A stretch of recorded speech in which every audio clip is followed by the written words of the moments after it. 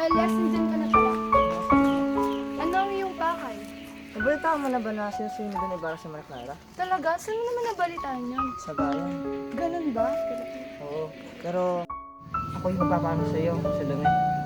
Ako din magpapaalam na sa'yo. Saan ka magpupunta?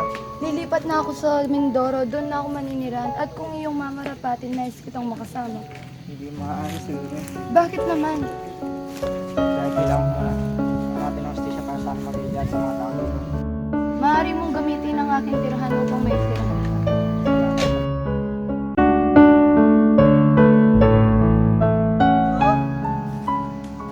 Kapitang Pablo? Nasa kaya siya? Di ba siya nakatira? Kapitang Pablo? Nasa Kapitang Pablo? Kapitan?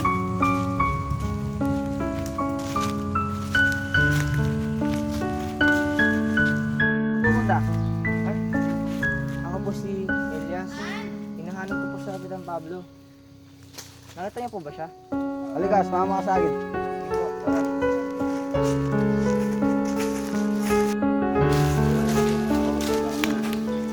Magkahanap po sa inyo. Puntayin mo siya dito. Sige po. Sa Lungganyan.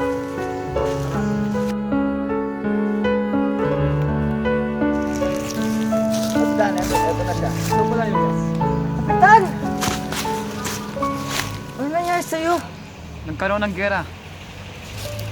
Kapitan, ano po bang pinaghahanap na kayo sa bayan ng mga tao? Napakarami nila. Alam ko yun, pero hindi ako pwede lumabas dito sa akin. Bakit naman, Kapitan? Papatayin niyo na ako. Hindi maaari, Kapitan. Kailangan mo sumama sa akin. Sa sibilisasyon. Malayo, malayo yun. At umuwi tayo ng hindi at masigala. Hindi talaga pwede. Bakit po talaga, Kapitan? Dito lang ako. Hanggang umimik na sa bayan. Sige, Kapitan, kung yan ang gusto mo. Ngunit, makikialad na lang po ako sa inyo. O sige, papayag ako dyan. Sige, Kapitan. Meron pa kayo sa alam na makakatulong sa atin. Sino naman yun? Siya po isang matalino, mayaman, mabait at makisig. Naman pinag-aralan na lalaki. Siya po ay nakapag-aral sa Inglaterra. Sino naman yun? Siya po si Dr. Jose Ibarra. Sige, makikihanap tayo. Sige po. Ako po'y hahayo na. Malalaman niyo po ang kahatungan natin siya sa loob ng 4 araw. Sige, sige po. Pasensya na po kayo doon, Ibarra, kung na-store ko kayo. Hindi naman ikaw ang ating sinagay. Hindi ang Alvarez. Alvarez? Oo, gusto naman niya akong makausap. Hindi na po ako magpapaligay-ligay pa sa akin para sa inyo. Ibarra. Gusto po ng mga sabihin pala ng mga tulisan na tulungan niyo sila. Bakit? Bakit ako? Kasi kailangan po ang may lakas sa loob upang magsalita sa gobyerno. Ang mapaglaban. Sige, ako'y papayag ko yung kapis ko.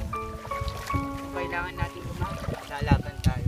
Kung hindi sila madadahan sa santong dasalan, sa santong paspasan, nating idadahan.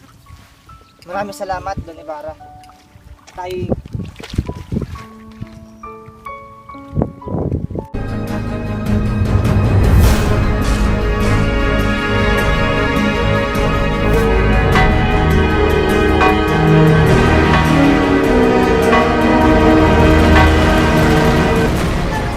sa akin!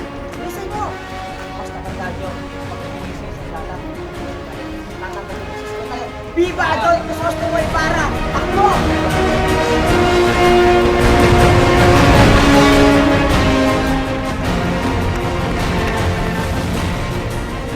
Sino ka? Saan ka pupunta?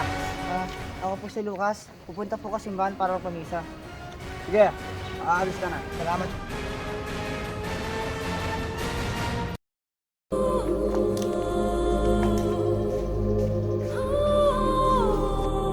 Tulungan mo po ako.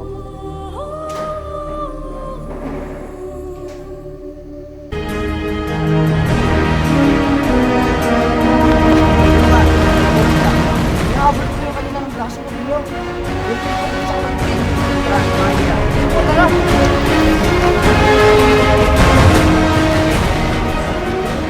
Ligpit na po ang mga kasulitan. At ang mga anak. Bakit? Anong nangyari? Nandiyan na po ang mga bayusin na gusto nyo.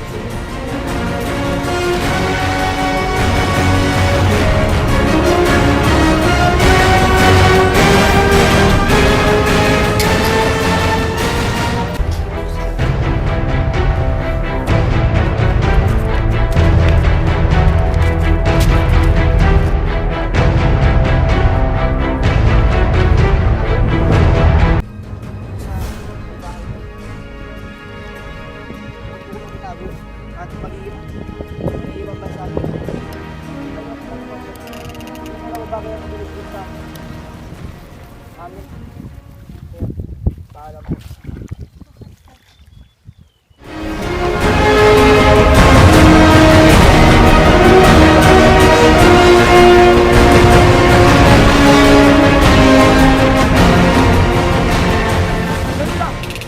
Ano po yun?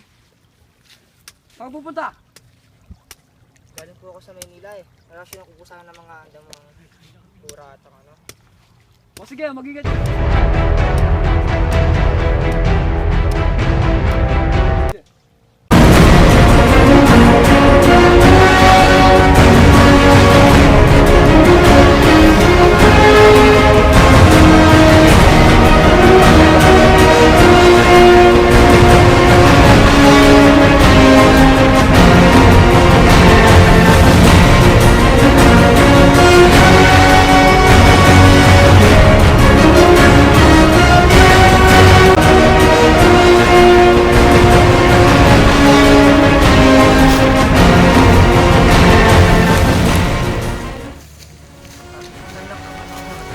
Opo.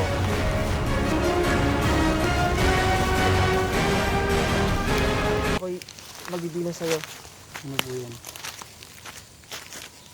Sa may puno ng balete, sa ilalim nito. May kinamahan doon at yung puno mo. Sige po. Pagkatapos, sunugin niyo kaming dalawa ngayon.